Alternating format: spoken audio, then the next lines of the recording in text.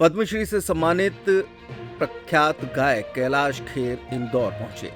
इस दौरान press club में प्रेस से मिली एक कार्यक्रम में मीडिया से बातचीत की। उन्होंने अपने प्रसिद्ध गाने भी सुनाए। बताया कि उनके गाने भारतीय सभ्यता और संस्कृति की गहराई को दर्शाते हैं। कैलाश खेर ने कहा कि हमारे गाने हम खुद लिखते और कंपोज करते हैं। भारत की संस्कृति और जीवन शैली अत्यंत समृद्ध है।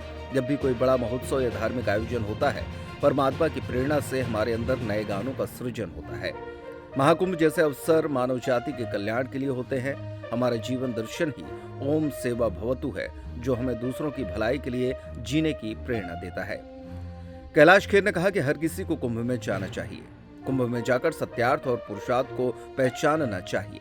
कुंभ में जाकर स्नान करना चाहिए, अनुष्ठान करना चाहिए और दान करना चाहिए। आज पूरा विश्व भारत की ओर देख रहा है। कुंभ का विशाल आयोजन हो रहा है, जो कि हमारे लिए गर्व की बात है।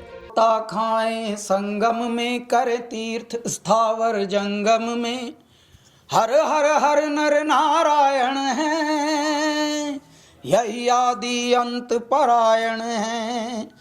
जहाँ अगम अलौकिक ज्योत जले, चलो कुंभ चलें, चलो कुंभ चलें, चलो कुंभ चलें, चलो कुंभ चलें, चलो कुंभ चलें, चलो कुंभ चलें, चलो कुंभ चलें, चलो कुंभ चलें।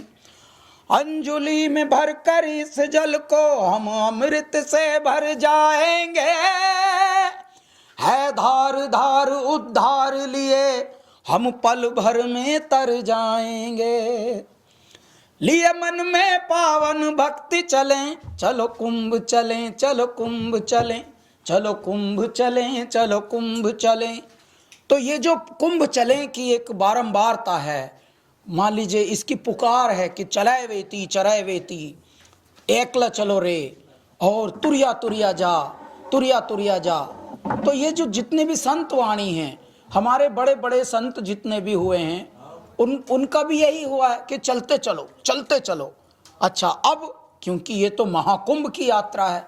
महाकुंभ की यात्रा विशेष इसलिए है क्योंकि जब हमारे विशेष ग्रह अपनी विशेष स्थिति पर होते हैं, सूर्य अपनी एक मकर राशि में प्रवेश करते हैं और हमारे और भी ग्रह अपनी अपनी एक ऐसी विशेष स्थिति पर आते हैं, तो तब जो ऊर्जा संचारित होती है पृथ्वीलोक के लिए, पूरे ब्रह्मांड के लिए, वो न केवल शरीर के लिए, न केवल स्वास्थ्य के लिए, परंतु हमारे मन, बुद्धि और आत्मा तीनों को संतुलित करने के लिए वो ऊर्जा बहती है। उस ऊर्जा में रहकर यदि आप स्नान करते हैं तो जल भी संचारित होता है, जिसे हम चार्ज कहते हैं। यानी गंगा जी भी चार्ज हैं, जमुना जी भी चार्ज हैं। उसमें डुबकी लगाने मात्र से आप चार्ज हो जाते हैं। ये जो पाप से मुक्ति, हमारे यहाँ का जो बिलीफ सिस्टम है हमारे सनातन का, ये पाप से मुक्ति का मतलब ही ये है, जब आप तन मन और बुद्धि आत्मा से शुद्ध हो जाते हैं, अलाइन हो जाते हैं, तो आप शांत हो जाते हैं, आपका मन एकदम एकाग्र हो जाता है।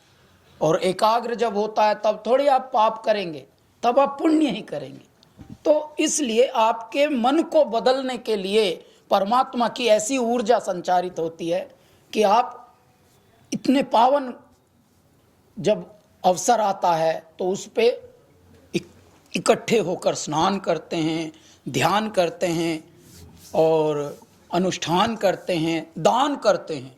कितने लोग दान भी करते हैं, और यही हमारी परंपरा, यही हमारी संस्कृति है।